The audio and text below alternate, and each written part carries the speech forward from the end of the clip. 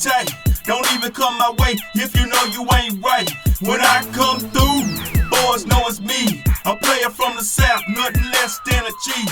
When I come through, they know I'm about my... Destro, this is Curtis, baby. Yeah, I know Curtis, man.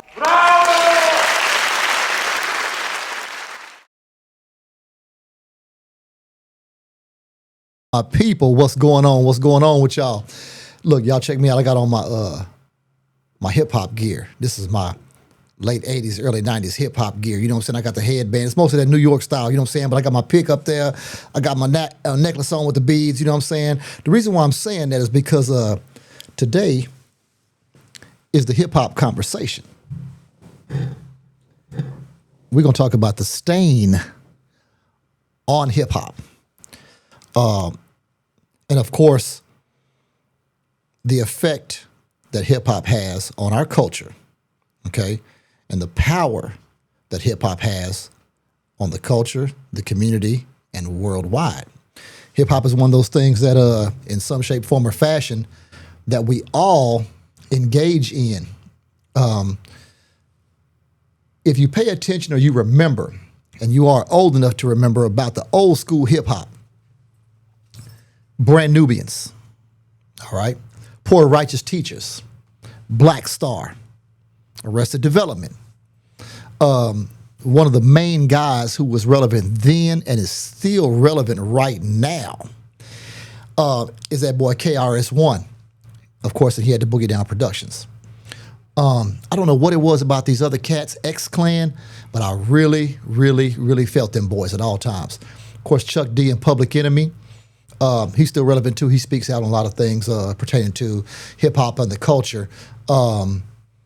Black Star, Tribe Called Quest, PM Dawn, Queen Latifah. Queen Latifah is another one of those people that's still involved in a lot of things, including movies. Q-Tip, Most Def, and of course Common. These are people that in the hip hop culture did a lot as far as what we call conscious rap. This conscious rap is something that is a big debate right now about how much pull it has on the community, what happened to it, and what's the future of conscious rap, okay? These are the things that a lot of people are speaking on. So part of the history, this is coming from me. This is my perception of hip hop and the community itself. So when hip hop first started, we were young, man. You got to think hip hop was really late 60s, early 70s, or what we can call was the origin of hip hop. It really, really, really, if you pay attention to the way hip hop started, it started as party emceeing. A bunch of cats get together and go into a house party, and you got old buddy that just grabbed the mic because the DJ was over there doing his best to try to do a little scratching or something. You know what I'm saying? And you had that MC who was hyping the crowd up, who was speaking over it. It turned into bars of rhymes. Then it turned into what we would say is battling, challenging, competition. And these are the things that made it, a rivalry, of course, but at the same time, you have to understand that it instantly changed to reporting what was happening on the streets and in the ghetto. I see my boy Wanna Be Famous is up there already chiming in. Nefete, what's going on with your brother? Yeah, that Tribe Called Quest was always something special. And the Roots. Yeah, I see you up there. See, last time I wasn't paying attention to the people typing in, you know what I'm saying? The comments. But at the same time, I see y'all up there. I'm gonna try to pay more attention to it, not focus so much about, my little, I'm getting in the groove, y'all, you know what I'm saying? Give me a little bit of leeway and this is gonna be popping, you know what I'm saying, from here on out. But after the inner city problems, the descriptions, talking about government, talking about crime, talking about black on black crime, and the corrections that hip hop preached about, is when we started wearing this sort of stuff. is when we brought this out. That got real popular. That was the Fight the Power movement, the strength, the pride of hip hop and the culture. Because hip hop changed from hip hop to rap music. And to a lot of us old heads, hip hop and rap music are two totally different things. Hip hop is the entire culture. Hip hop had breakdancing in it, rapping, DJing, the whole 9 yards. Well, rapping is just that. A lot of people are doing is just rapping right now, collecting those checks. And they're not worried about the hip hop culture and the effect that it has on everybody, not just black folks. All right. The thing about hip hop is that the people that adopted hip hop was not just us. Right now in 2025, you can hear the effects of hip hop in country music, in rock, alternative, house, metal, in the blues, R&B, and even classical. I'm gonna tell y'all what, if y'all have never seen the, Mont, you ever seen the hip hop violinist? Bro, no, but I have. It's I have. two brothers, Yes, you know and what? they do I am hip hop familiar. songs on the violin, and it is potent. I am familiar. Yes, sir. I just missed it, but I don't know if any of you guys know about it. But I see you, Carlisha, baby. What's going on? The Austin, down on UT campus, believe it's at the Bass Concert Hall or Austin Symphony Hall, one of the spots on UT campus, just had the Hip Hop Symphony. The Hip Hop Symphony, who is that up there? The Hip Hop Symphony is something that, from the credits and everything that I saw when I was reading about it, was super amazing. I've missed it twice, 2 years in a row. And I was trying to get a group of people to go down there, man, but when I was looking on it on Facebook here, I think it was about a week or two ago, it was sold out and already done.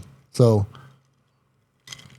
but if y'all get a chance to check that type of that genre of hip hop out, they said it's something to experience. So, with all the things that we have as far as hip hop is concerned, and how readily available hip hop is across all cultures, because they got what's the other one? They got even hick hop. Y'all heard about that one? Tell me about the hick hop. Hick hop, from what I've seen, I even have a few songs on my phone because I got a partner of mine. He's well versed in music, and he's a white cat. He comes to me and say, "Kurt, have you heard this new group?" And I go, "No, man. It'll be a metal band." And then it starts off, bah-da-da-da-da, and next thing you know, somebody come out with some bars. I'm talking about like, and the beat will flip over from metal to like hip hop beats, and then you can hear a little bit of metal in the background, and then somebody will spit some bars. Yo, we got old Maniac in the house with us. You familiar with that? You ever heard of it? I've heard that type of music, yeah. It's like metal and hip hop blend together, Yeah. and then they'll be spitting some bars, and then hick hop is basically like country music rap. I can dig it. And these boys, some of them, hey man, if you check it out, it's so music is always been to each his own. But when you're talking about certain genres, you can't discredit what you hear until you hear it, man. Because it's like tasting the food sometimes. I'm not going to taste certain foods. If I look at something that don't look right, or I'm hearing about it, I might not taste it. But it's the same thing with music. Until you actually hear it or experience it, because I have some of these songs saved that I use when I'm testing vehicles. Say I'm doing an audio system, I test a vehicle. A couple of them songs that have the metal mixed with the rap and the beats and all that, man, they got serious bass. The lyrics are good. I'm gonna tell you, it's breaking the monotony of what we always hear. And since I don't like a lot of the new school rap or what they're talking about, that's something that appeals to me in some shape, form, or fashion. So I don't have a problem with hearing that. But I've heard some good stuff, man. I really have heard some good stuff. Look like we got old Wannabe wanting to join in with us. Man, what is he talking about, man? Click on it, man. Let's see what he's talking about. Want to be famous ass. Y'all know him? Hey. Who is that? Hold on, let me get him in here. What up, baby? How y'all doing out there tonight, man? This Mr. Wanna Be Famous sitting in with my boy Kurt. Maniac, what it do?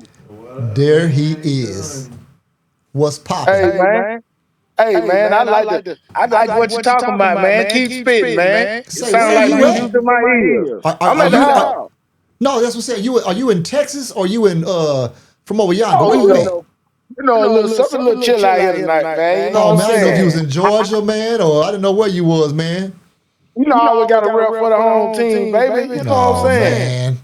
You heard what he said, You know man? He what? said for the home team. For the home team, and he been here 30, 40 years. Yeah, that ain't gonna die. Hey, but you know what? To add to the topic you was just talking about, Okay. circling back, Outkast just got inducted into the Rock and Roll Hall of Fame. And listen, I ought to be ashamed of myself for mentioning hip hop and not mentioning that because You know what I mean? they just got in, man. You see how them boys was dressed too? Andre was his same old self, and Big Boy Yeah. had that fur coat on. So they was, You know what I'm talking about? yeah, they was looking good, man. So they in the Hall of Fame, and was just inducted. I appreciate you reminding me about that because that was something that's real important. You know, One of the all groups in genres hip right hop. off our music. I didn't hear you. All genres of music were created from some sort of black pain, black mood, black movement, right? Right. It's just a derivative of what they want to call it today. Like K-pop is 90s R&B. Right. You there know what I go. mean? Yes. 100%. So country music now, they're with the 808s and you know, they got a lot of the kicks and the snares in Right. country music, and they're Right. actually rhyming more in country music now. So They are. It's kind of one of them things that we have to just deal with and understand and know where we're at as far as all the music genres and know what we're looking at, experience some of it, and see how much we are actually spreading. We don't have to see how much we're spreading because we know what the culture has done worldwide. You know, a lot of things that we touch as a culture spreads from music to clothing to sayings to, you know, all that type of stuff is what our impact is proof of our impact on the world. Check this out real quick. Wait, before I get started, before I go any deeper. So last week, I did a quick spotlight. I don't know if can I go over the two of us with. Yeah, you can go ahead and do that. Okay, hold on, Wannabe. I'm going to kick something off real quick. So last week, I want to go ahead and it popped up on the screen, but my kinfolk, all right, has a spot. Well, if you want to go over there, you want to get that barbecue, them wings. I don't know the whole menu, but everybody, all the ads that I see on Facebook, when you go through, check this place out. If you're on the south side, my boy, the Smoking Shack, my kinfolk over there, this is where he's at. This is the address. Y'all check it out. Look at it real good. Make sure y'all understand where he's at and find him on social media platforms.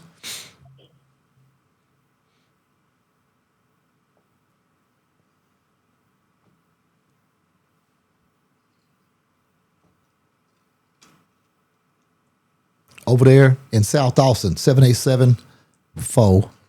Y'all know about that 4-4. All right. That's my kinfolk. And last time I was saying, if you remember, I think Wannabe, you and I were talking over it, but we still have to figure that part out. But let me tell you this. They talking about that lemonade over there kinfolk got, not just the food. You can go over there and they say you can walk off with that. Remember we talking about making them mixes, boy. Yeah. Gone over there and make you one of them mixes with some of that good old lemonade. Hey, shoot, I seen a potato on there what he had one time, man.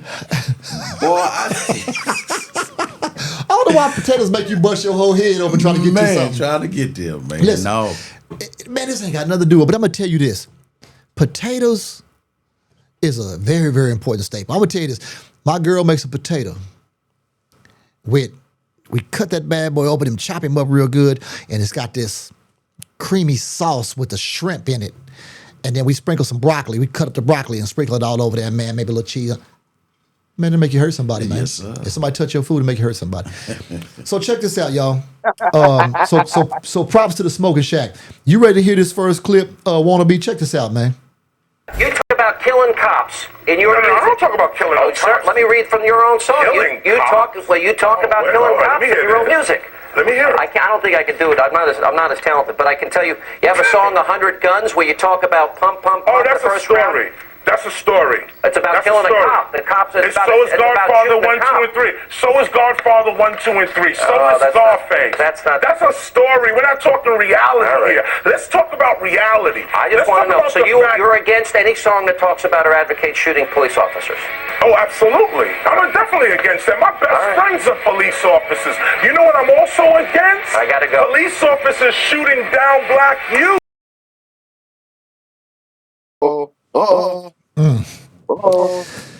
So there's two very important parts about that clip having to do with hip hop, and one of them is if you pay attention to the very beginning of the clip,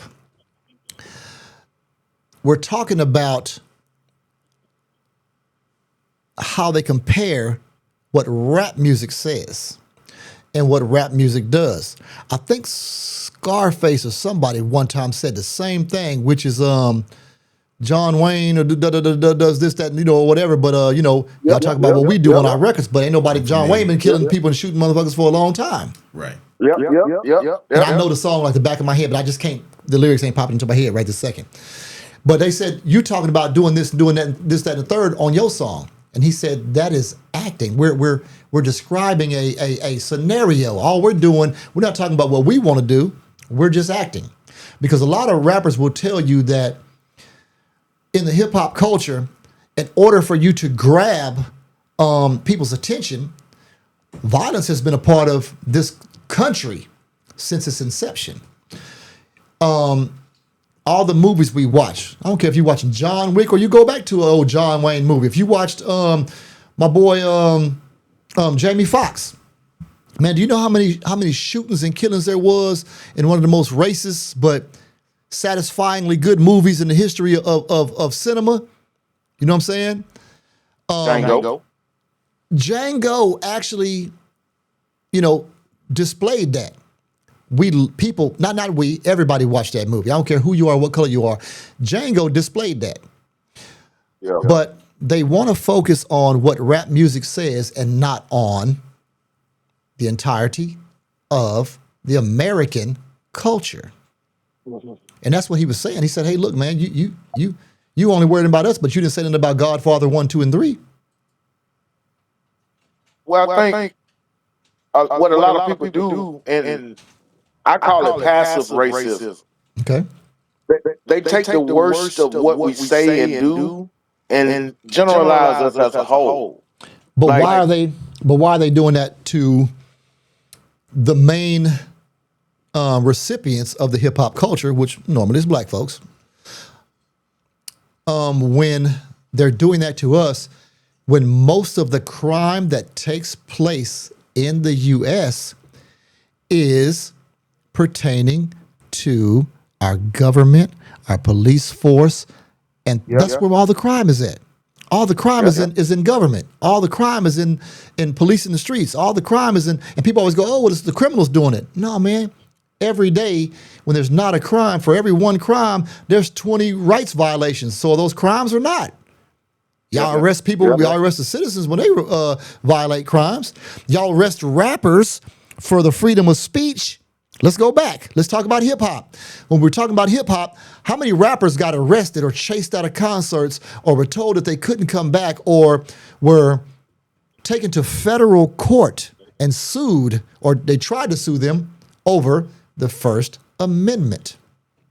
And they said, Luther Campbell took him all the way to the Supreme Court. Come on, man. I thought you knew something. I thought you knew something. Listen, man, people forget that Luke Skywalker was a main contributor of why music itself was able to continue on with being able to say what the hell you want to say. Just in music. I think it's the dumbing down of what they're doing now. It's the dumbing down over the years in the music of, like, back then, it was a message in the music, right? Right. Music was a way to get your message out, right? And then it became the hustler. It became about the hustling, And then it became about drug users. You know what I mean? Now we got pain music. So it the beautiful thing about music is it burns itself down every couple of years, and like a phoenix, it rises out of the ashes again. So we just have to pay attention to the young, positive young men and women that are putting positive music out. Hold on, though. That's what this is about. I'm finna kick on. Man, Lamont, is there a way that you can scroll down a little bit where, or scroll up, whichever way I'm trying to figure out? Nefete said something that was okay, he said hopefully not too much, because a lot of the music I'm hearing today is garbage. Now, why do us cats of, let's just say, 50s and 40s, as far as the age group is concerned, feel like today's rap is so much garbage? But here's the problem with this. Because anybody that knows me will say, wait, Kurt, I'm waiting to hear it right now because it ain't popped up yet because I haven't went fully in on it yet. Wait, Kurt, I remember when you said you didn't like East Coast rap. So I was one of those guys a long time ago. I was anti-East Coast rap. I was mostly, I started, now originally, of course, everybody was an East Coast fan. But when the West came out and the South came out, I abandoned East Coast rap. And the reason why is something I'm going to touch on briefly, and we're going to go back to it, is, let's say the word, musicality, the beats, the production. East Coast rap didn't have the beats that the South had. East Coast rap didn't have the beats that the West Coast had. That's it. That's loud. So East Coast rap Okay. they were lyricists. They were. Okay. So when you start, but you didn't feel You didn't feel the music. their music. All right. Okay. Okay.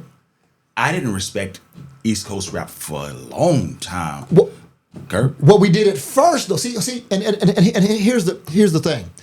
When Big Daddy Kane and Rakim and all of them, see, they had beats and they had music. Rakim, to me, hey, throw an argument out for the next round, is still, I give him the crown for the greatest rapper who ever lived. Y'all can talk about this Jay-Z, all this bullshit. Hey, man, Jay-Z, get on my line and I'll argue with you. I don't care. Rakim is the greatest lyricist who ever lived. Rakim is the best rapper alive. Yes, sir. And he's still alive. Brad George, Scarface. Huh? You like Brad Scarface? George, Scarface. No. We can. Hold on. I have a list now, and that list isn't that important to me at this second. But my list is crazy because a lot of people will disagree with my list. See, I give.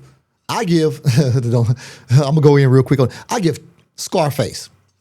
People don't appreciate. To me, they don't appreciate Ludacris enough. Ludacris is crazy good. Let me tell you somebody else. Say something bad about Twista, nigga. You mess around and get a fight from me. Because not only is he talking about something, but the lyrics are fast and you can understand them. And he started a whole new way of rapping. Well, and I don't know if he started it necessarily. He made it mainstream. They grow up different. Nefete, you're right. They grow up different, but I think it's an age thing. And it says, but you felt South because it felt like us. Yeah. More so. Hold on, but see, okay, well, you Georgia, so you from Georgia, you from the South, but we all felt East Coast rap at first. Now let's transition into something else, because we're gonna step next into this next clip. But from the beginning of rap, it left the reporting stage of what we all loved. And then it went into the hip, the hop, the hibbity, the hip. I mean, we was grooving, we was dancing, we was in the club, we was listening to guys perform and give us the knowledge of the streets. That changed into something else, and then it changed into a power movement. That power movement it couldn't stay in place. It was too much damaging. It was too damaging to the streets. It was too damaging to the government. It was too damaging to strength of power. Okay, let me see here. Where's this clip at? Let me check this out, y'all. Who owns the culture? We do. Again, so when you say that hip hop is doing well and rap is doing bad, it looks like rap is strong. No, rap is sold out. All house slaves look better than the field slave. Colonialism, if we may bring this word now into the conversation. Colonialism has a tactic of taking the criminal element of a society and exalting it as the leadership. And this is how all cultures, how they did us as they came in. Any city, any state is colonized. They don't take the king or the queen of the culture and exalt them because you colonizing their land. You taking what they got. They'll take the one who is the lowest level of your culture, disgruntled, can't follow principles, don't care about history, and bless them. And bring them up before the people. What'd he say?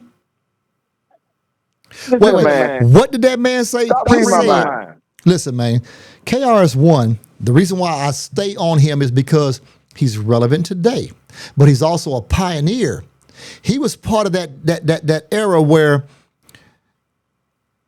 his style of hip hop, and I'll flip over and say rap music, was outcast by the new generation coming in because it was dangerous. I wish I knew dangerous. I wish I knew sign language. It was dangerous. It was dangerous to the United States because it was preaching okay, y'all, we finna get into something. It was preaching a certain type of unity. Yeah. You understand me? Yeah. When you talk about unity amongst people, some unity is not good because it's not going to be structured properly. There's no leadership in it. Well, the hip hop culture had a certain type of leadership involved in it that could not go on. It had to be interrupted.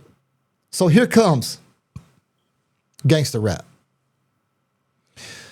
Now, I'm fighting against myself on saying this because a lot of those people want to be Lamont. A lot of them people, man, we love them. We love those rappers because they were the first. We love NWA. You know, we love the guys that started off from the beginning, busting heads and getting us into that. What you got, wanna be? Now, if we're going to talk about strictly NWA, that wasn't gangster music. No. It was idle gangster music. It was, but they were actually street reporting also. It's why we start off with them. Man, look They here, were boy. talking about what was going on. Are you to preaching them today? back then. Are you preaching today? Because here's the See, thing. what happened was these white executive labels came in, Okay. and they watered down the essence of what they were doing. They started giving them the money, and rappers wanted to look like street guys. Yeah, They let's get wanted rougher. to emulate what the guys were doing on the street. Yes, let's get That's rougher. why they had the term studio gangsters. Because a lot of the guys that were rappers were good kids, went to good schools, come from good neighborhoods, right? Right. And they emulated what they seen on the streets. Right. So when the money came, they pushed them away from really street reporting as they were doing. Right. We watched the movie. We watched the movie. We saw it. They came in and broke those guys apart. That's when you got all of the divide when they came in with the money. Right. Here's the thing, though. What you got to pay attention to is the more the money came in, the more the direction came in too. Hey, man, we need more of this. Hey, man, we need more ass shaking. You know, we need more bitches and hoes. We need you guys to talk. Hey, man, we need nastiness. People are loving nastiness. Now, at that time, nobody was loving nastiness. It was what was preached, and it was where the money was fed. Because the more money was fed to those artists, people started saying, hey, man, we can talk dirty like that. We can get nasty like that. I'm going to tell you this, and you kind of have to respect this. I don't give a damn who you are. When we talk about gangster rap stuff, then we're talking about like Luke Nim, popping that coochie and throw that D and all this. That's a little different. And the reason why it's a little different, because that was club music. If you go into the club, this is what you see. That Miami vibe, that's a little different. They talking nasty, they being nasty, but it's nasty in that room. It's nasty in that area. Yeah, it went nasty everywhere. You said what? It went nasty everywhere. Right.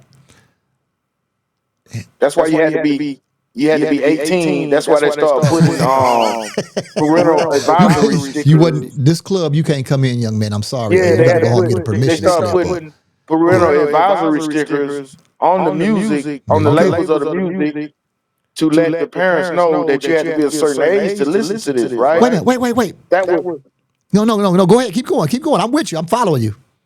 that was how they deciphered this type of music. And back then, you didn't hear Luke and all of that booty shake bass music. You didn't hear that on the radio. No. Back then. Okay. You didn't. You Let me ask you heard this. it after 10 when your ass was supposed to be in the bed. When we used to sneak up and make tapes from the midnight hour, the Quiet Storm and all of that. That's when we used to hear the nasty raunchy music that our parents didn't What want was us it to listen called? to back then. What was the video show that came on at nighttime? That shit, I can't remember that. It was I was on it though. BET Uncut. Yeah, Uncut. BET Uncut. No, it was BET Uncut, but it was There was also another one. Yep. Yeah, there was No, it was another one another before one. that. It was from MTV. It was I a thought little it was more gutter. It was a little It was a little bit more gutter, man. Because Oh. the first time I ever seen Tupac's "How Do You Want It," the uncut version, and Tip Drill. Yes, sir. Tip Drill was hey man, that was a good video there, boy. That was a nice video. Nefete, "The Dead Presidents Is Bigger Than Hip Hop" was a song that I remember. I didn't know the song, and when I heard on David Chappelle's show, the Chappelle Show, because that's what he came out to, that bigger than hip hop. Hey man, that's a real deal, man. Some songs right now, if you bust out with that song, everybody gonna be like, "Oh man, that's the joint." You know what I'm saying? The industry destroyed the brothers' career because they were too conscious. They did. Check this out. In the 90s, all the main hip-hop stars were rapping conscious. So there was the Brand Nubians, it was the Poor Righteous Teachers, it was Ice Cube, it was Arrested Development, it was X-Clan, it was Queen Latifah. Black was in. So whenever the enemy seen that, wait a minute, this is not just some mumbo jumbo over top of some stolen instrumentals from jazz beats. This hip-hop thing really has sway over people and can shape and mold public opinion. They can create a revolution with this rap. So they seen that as the dominant artists had an alliance with consciousness and the nation, they seen a transformation taking place among black people. Black people wasn't eating no pork. X caps everywhere, African medallions everywhere, brother and sister.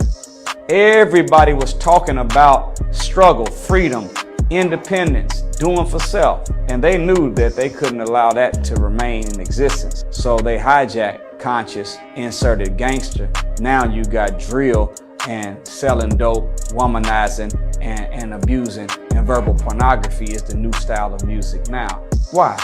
Because they know music is the most effective teacher on the planet. Ain't Muhammad X. I like that, cat. But let me tell you this. Do you know that the murder rate, check it out, go look at it, the stats are there, as far as hip-hop related, so we're talking about the club scene, let's not talk about nationwide, because killing is killing. When you talk about inner city crime and stuff like that, people was robbing and stealing, per capita, the same, at the same rate, up or down a little bit since history started, no matter what color you are. But inside hip-hop genre events, those conscious events, there was no hustle and no bustle. It wasn't no ass kicking. It wasn't no people getting stomped on and trampled. It wasn't no shootings, stabbings, or killings. Very, very, very few. Now, there were some, but very, very, very few. That changed from... Hell, since we've been alive, man, how many times, I don't know, Wannabe, you're not from the south side of Austin, Texas, or the east side of Austin, Texas, like we are, and it's just little old Austin, Texas. But you've been here. Lamont, you've been here. For sure. We've been through many clubs where everything was cool until the DJ put on a certain song in the last 10 minutes of the club, they get and somebody is going to get scuffed up. Who you with? Sir. Who you with? Yes, sir. Who you with? Hey, man, listen, man. Everybody started set tripping on a song just because That is part of our hip hop culture to represent. Now we got hip hop representing gangs, representing this, that, and the other, or they out there, shake that ass, whatever the song is. And let me not go in on one song. And everybody's out there, the girls out there doing their thing. Guys is out there looking and grabbing and touching. Hey man, watch out, man. That's my woman. Hey man, wait, hey, watch out. Hey man, wait, man, she's shaking it. Hey man, hey, watch out, man. Don't touch me. Guess what? Oh, you stepped on my shoe. Oh, wait a minute. Boom, boom, boom, boom, boom, boom, boom. Let the games begin. Now it's a fight. It's because it is what our music has been structured around. I like some of it. Listen, don't get me the line. I'm not perpetrating. But what I'm saying is what's good for hip hop. What is it about? Why are we glorifying? Because when hip hop was a conscious thing, hip hop had power. The power that it has now is only a financial power, and it's only about drugs, guns, cars, shake that ass. So glorifying, stuff that we want to see. We want to see some booty shaking every now and then. Man, go to the club. You can see it. You still can see it, but it doesn't have to be as mainstream as what it is perpetrated by our artists. And they're getting paid to do it. So here's the thing. The words they were talking about earlier in a clip, the clip number 2, the system wants us for our violence. Okay? Our violence is not the threat. Our love is. Okay, let me say that again. They want us for our violence. Our violence is not the threat. Our love is. Why would you pay? What did you say earlier, wannabe? You said pertaining to the 21 and up labels on the albums. Do you remember that? Okay. Why would you pay artists to talk and be more ghetto, more raunchy, more nasty, and then turn right around and say, wait a minute, we want to place a label on that. So you paid to do it, and then you turn around and you made it seem like you was with the First Amendment blockage of these things. The only thing it's about is making money. This culture is so popular. Look what's going on, y'all. In this date of 1980 so-and-so to 1990 so-and-so, money was flowing. They said, think about this. We used to go buy. We used to line up like hey man, you line up for Jordans, don't you? You also lined up over at what you call us over there on 38th and Half Street and Tower Records and all the spots in Austin. Mm-hmm. They used to line up because so and so CD was coming out. Yep. It was like Black Friday. I remember that. You don't see that no more because they made everything so mainstream. Everybody can be a rapper. You don't have to have no talent. Now AI is rapping for motherfuckers. Yeah. There are AI artists, AI models, AI Instagram models, AI singers, and if you like it, you like it. You know what I'm saying? All right, check this out. They focus on the crimes of hip-hop and ethnic artists, but they don't focus on corporate crimes. You will go on a newscast and talk noise to Damon Dash and Cameron. That's a clip. The clip that I left out, Lamont, was what's the interviewer's name? He went in on Dame Dash and Cam. All right, they got in his ass, and it came to the point of he said, "Well, you're glorifying this, that, and the third." And Damon Dash said, "No, we're glorifying being a businessman, being an entrepreneur, being this, that, and the third. We just happen to talk about this." It's the same difference as you guys being entrepreneurs. Y'all step on toes, y'all rob, y'all steal from people, y'all fire people, y'all step on people's toes that got you to where you want to be. It's the exact same thing. Y'all just don't like it because it's in a different culture. What? Let me hear it. Well, I think when the record execs came in back in the day, they would feed and fuel these artists with drugs. they would experiment with cocaine and acid and marijuana. They would give them these things in the studio to make them more creative, right? You're absolutely right. To hype them up on already being from the projects, already being, coming from a single parent home or might be abused. So it amplifies that pain, right?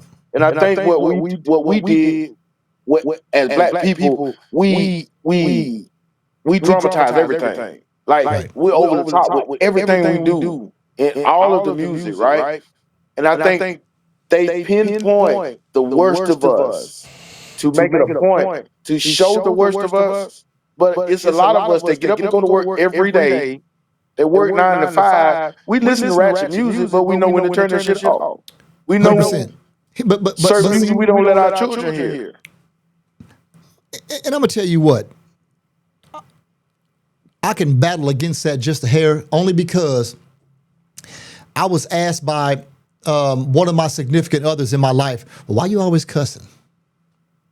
Why do you say, and I didn't say all of them, but I said certain cuss words around my kids. The reason why I said those cuss words is because I didn't want my children desensitized to cuss words or loud talk. Because if you throw your child out into the world and they ain't never experienced nothing, any brother that get in front of them and hoop and holler and cuss will razzle them and put fear in their heart. No, man, my kids be like, oh, Potter, you ain't, my daddy do that, and he's stronger than you. You see what I'm saying? So there's a certain amount of the culture that we want all of our kids to have and see, so that we can teach them against it. Hey, if you go out and shake your ass like that and wear that uniform, that's what's going to happen. This is what comes with that. But check this out. Let me tell you something. So, do y'all remember? Don't say yes. Please don't say yes, because I'm gonna feel stupid. Do y'all remember that song called "Fuck the Fire Truck"? No, we don't remember that song, right? I ain't never heard that. You ain't never heard that song? You remember that song called "Bullshit Ass Amalamps"? Nah. Well, what the fuck is Amalamps? Amalamps. That motherfucker. You remember that song? Y'all remember that song, y'all? But do y'all remember the song called "Fuck the Police"? Yeah. Yes.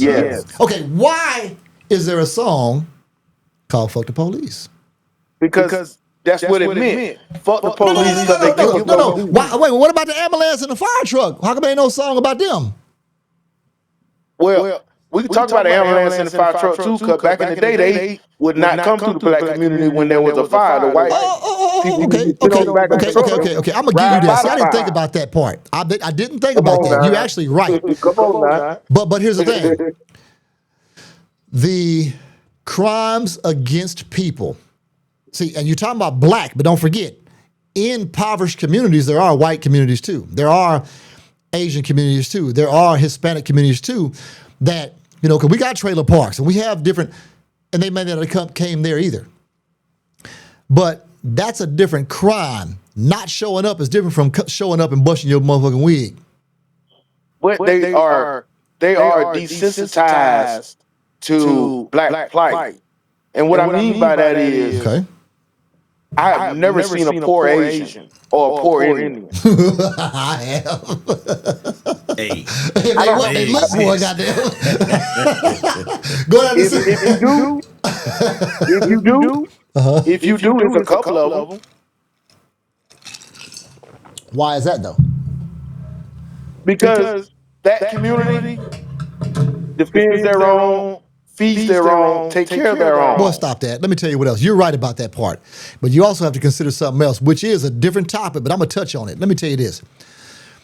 Any foreigner that comes into this country, there is no genre for them. There is no ethnicity for them. They are considered white.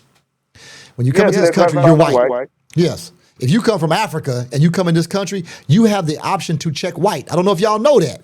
If you think I'm bullshitting or if you think it's not true, check out the census and check out the origin of people that come in and what they're allowed to check on their boxes. Most people that are foreigners come in, they get to check that. So a lot of people that are poor or they come from another country are given more government subsidies, handouts, They're the honorary food white stamps, flag. they're the honoraries. So that's why the numbers are actually a little bit different now, because people talk about what the polls of the census says. When the census says one thing in 1988 or 1976, it's a whole lot different from what the census says in 2018, because the way they changed the plan, here's the play. The play was make sure all foreigners come in and have the ability to check this box. So it makes it seem like there are more people of Caucasian persuasion than there really are. So that way it seems like, go ahead. What they do with our culture, they take it, they use, they get what they need, right? Mm-hmm. They extract the resources. They listen to hip hop music, Right. Like I see them dancing, doing out. They love our culture, right? Right. Japanese and Korean people, they love Jordans. They love to That get boy the goes hair right in, cut. don't he? They love the tats, right? But one thing that they do, Okay. after they get through playing with their toys, they put them bitches up, and they go back to being Korean, Indian, Asian, or whoever they is. We're still black regardless. 100%. And that's in hip hop music too. And the originators of the sing hip hop and dance culture. for a living. They sing and dance for a living doing hip hop songs, right? But at the end of the day, they put that toy back on the shelf when they finish with it, right? Post Malone, for example. All of the Asian artists, the new K-pop artists, they sing all of the old true Sports MDs. We were just talking about this the other day, Lamont. All of the old ballads, all of the old love ballads, right? They remix them into K-pop, right? Right. They take that out of our culture, right? And it's not us that's buying the music. It is young white Americans that are streaming, going to these concerts, and buying this music, buying this merch. Do you know why? They have the money and the resources to do it. They get to play in the sand. They get to play in the mud, right? But at the end of the day, they take that cape off and go back home and go back to their honorary status of who they are. We're still here stuck because we giving our culture away. Right.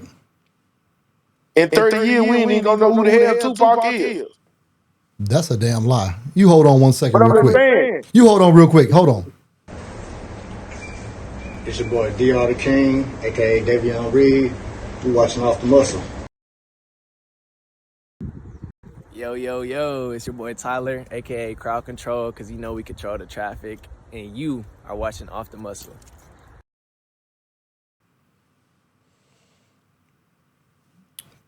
Two of my sons. I gonna unplug them real quick. Let me tell you something, man. give us a smile, proud dad. There you go. So check this out. Conscious rap, all right, is evolving. It's up to us to understand what is conscious rap these days and where it's coming from. What people don't realize right now is that when you look at Ice Cube, when you look at Kendrick is the pioneer right now of conscious rap. But guess what? Don't call him conscious rap to the people that don't know that he's conscious, because they're not going to realize what they're looking at. But the most powerful thing, if you notice, the most powerful artists, the halftime show artists, the artists where people look at him and go, man, what's going on? My boy, This Is America. Well, This Is America. What's his name? Childish Gambino. Childish. When you look at guys like that, Childish Gambino. he's an actor and he's a rapper.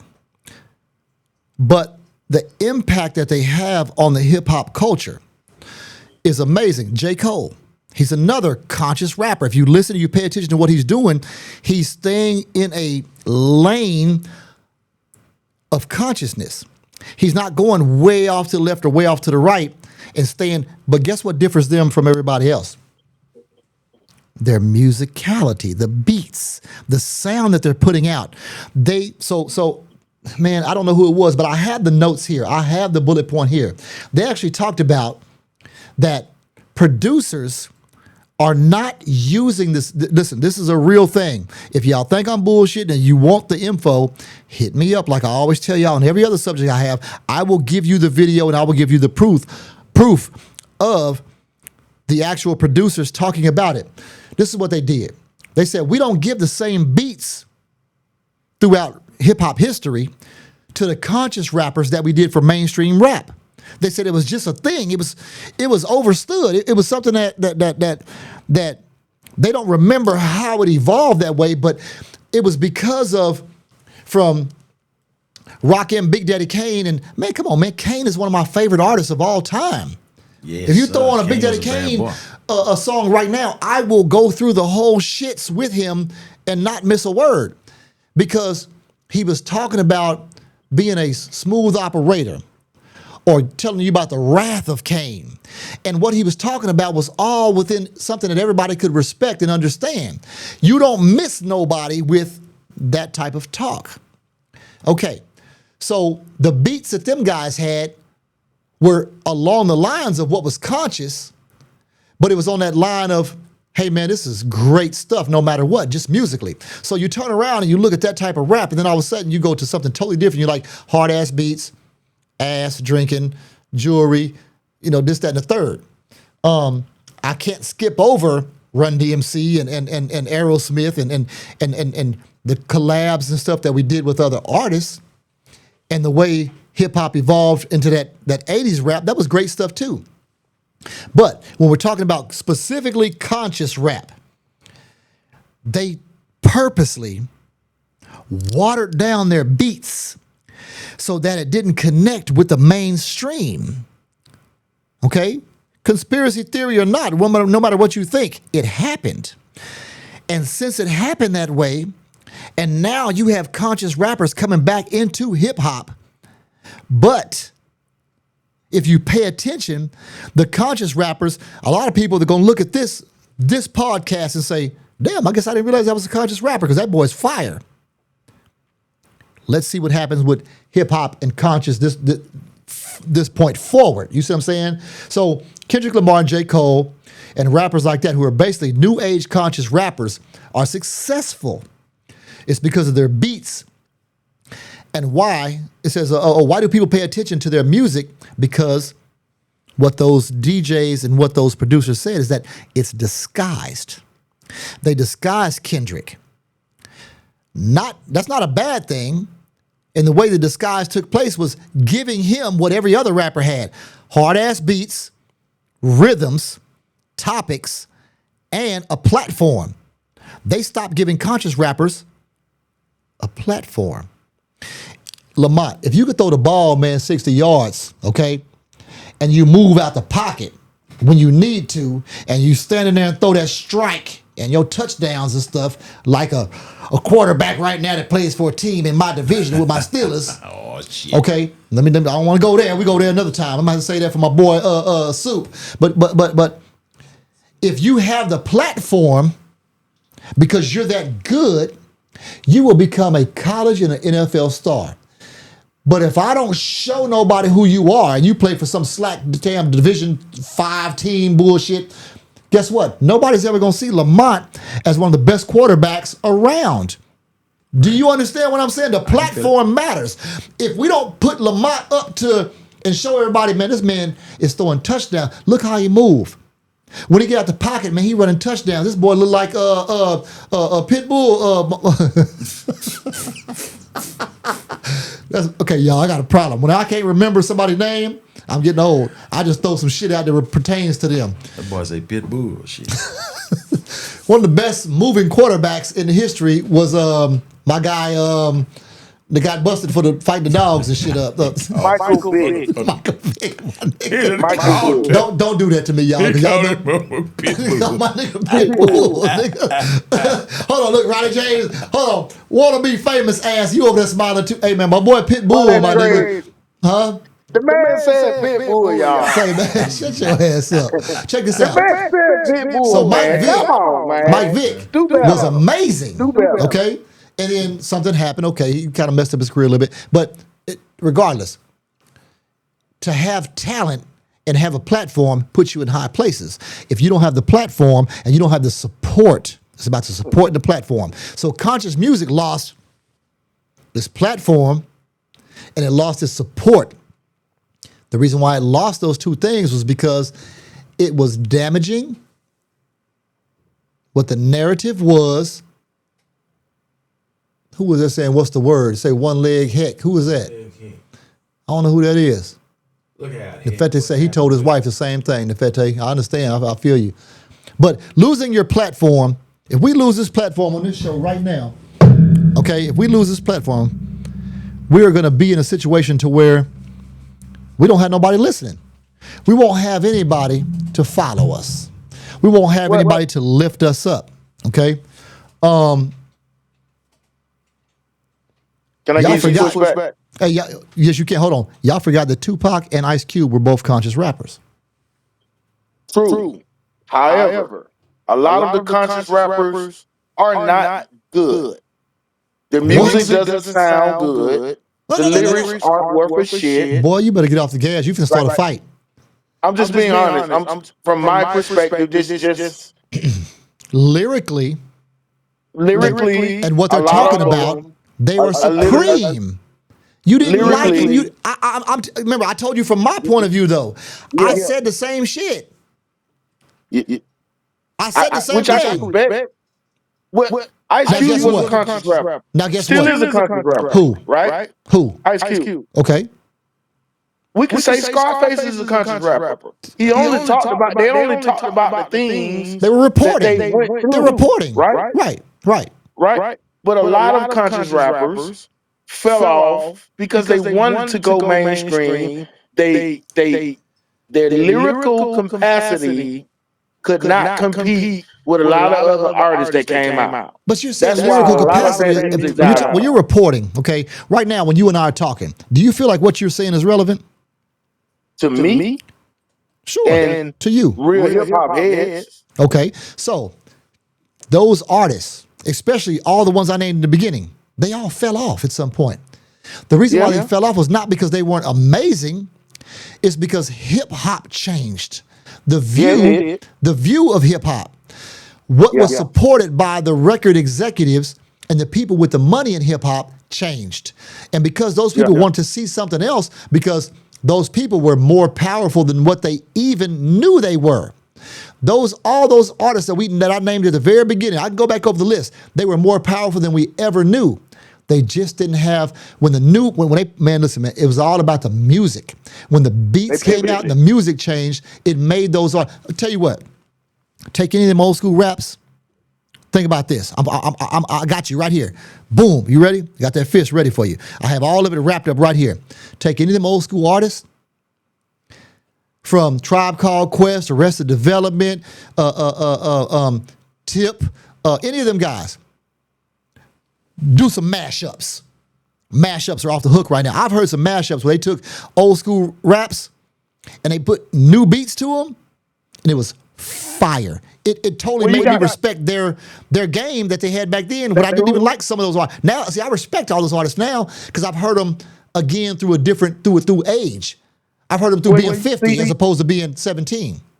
But you're listening with a 50-year-old ear. Like, there's a lot of conscious rappers with kids that are out now who think society is important. You have the JIDs. You have JID. You have Earth Gang. Killer Mike. He just won a Grammy. He won 4 Grammys last year. I love Killer Mike. Yeah, no. You got a lot of like new hip hop is conscious. Okay. It's not just talking about guns, drugs, and killing. It's the lyrical capacity they have. Like Nas just dropped a couple years ago. He just dropped a Grammy Award-winning album. You know what I'm saying? Nas is one of the best lyricists ever in history. So, but okay, check this out, y'all. Here's the thing. Wait, before we go any further, before we cut the show down to the last, I got something for you, Ronnie, something that you love. Want to Be Famous's favorite part of the show every week. The dope joke.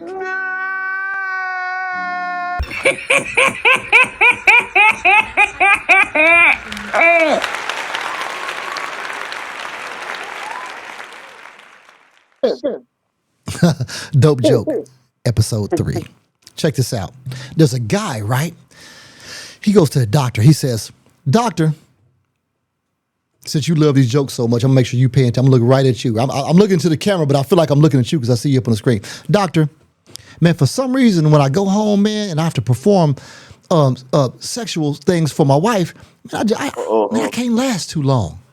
I just don't last that long. What can I do? The doctor was like, well, man, maybe you can, let's see here. I can give you these pills, but you know, they take a long time to work. He's like, nah, man, I don't want to do that. He said, well, you can, maybe you can get one off before you get home to your woman. He said, I never thought of that. He said, how can I do that? He said, do it at work. He said, no, can't do it at work. If I get one off at work, man, I mess around and get caught and get fired. He said, I can't lose my job because I can support my family. He said, all right. He said, why don't you get one off on the way home? He said, He said, wait, that's a good idea. He said, what I'll do is on the way home, I got a long, dark road on the way home. I'll pull over my truck and I'll get up under the truck and I'll act like I'm fixing my transmission. And he said, what? He said, okay, whatever it takes. He said, that way, when I get home to baby, I'll be ready.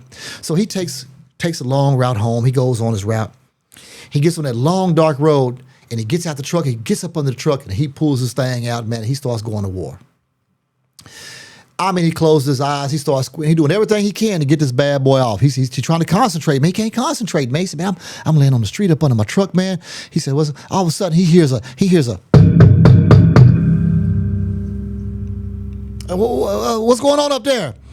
He tossing that thing. He playing with it. He says, yeah, my name is Officer Jackson, and I'm wondering what's going on down there. And he said, while concentrating, he said, man, something's wrong with my transmission, man, and I'm just down here looking at it. And the officer said, well, sir, you better get your brakes fixed too because your truck is way down the street.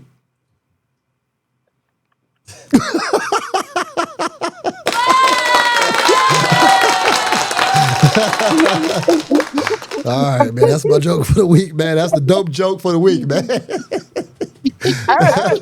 Some bitch was laying on the ground, man, down there butt naked, man. Well, check this out, y'all. All right, everybody. So the stain on hip-hop is that hip-hop has got a bad rap because of certain portions of hip-hop and the progression of hip-hop overall. But what I do want to also say is that hip-hop is the biggest, most popular, most influential genre in music history, has been and probably will be. With that being said, what's up, little sis? I see you up there. Oh, you like my joke, huh? With that being said, I want y'all to understand that hip-hop has a responsibility. Yes. Wannabe, it has a responsibility. It got a responsibility.